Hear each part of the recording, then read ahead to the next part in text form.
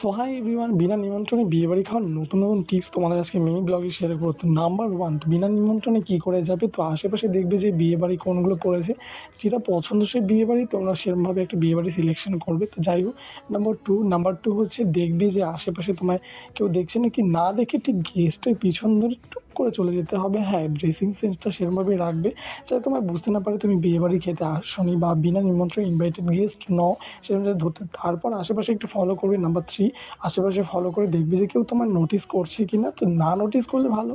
Number four হচ্ছে দেখবি তারপরে আশেপাশে নোটিস না করলে চলে যাবে হচ্ছে মেন কোর্সে খাওয়ার জন্য, যেটা হচ্ছে মেন উদ্দেশ্য আমার মতো তোমরা যারা যারা বিয়ে বাড়ি খেয়েছো সেখানে।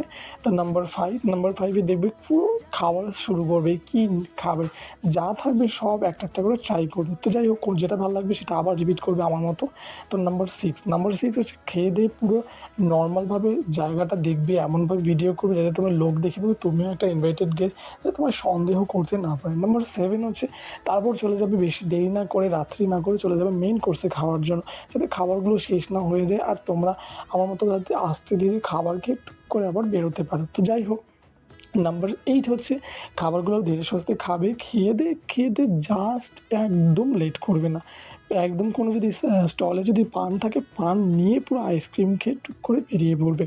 তো এই ছিল আজকে মিনি ব্লগের টিপস। কারা কারা বিনা নিমন্ত্রণে বিয়েবাড়ি খেয়েছো সেটা অবশ্যই কমেন্ট সেকশানে জানিও।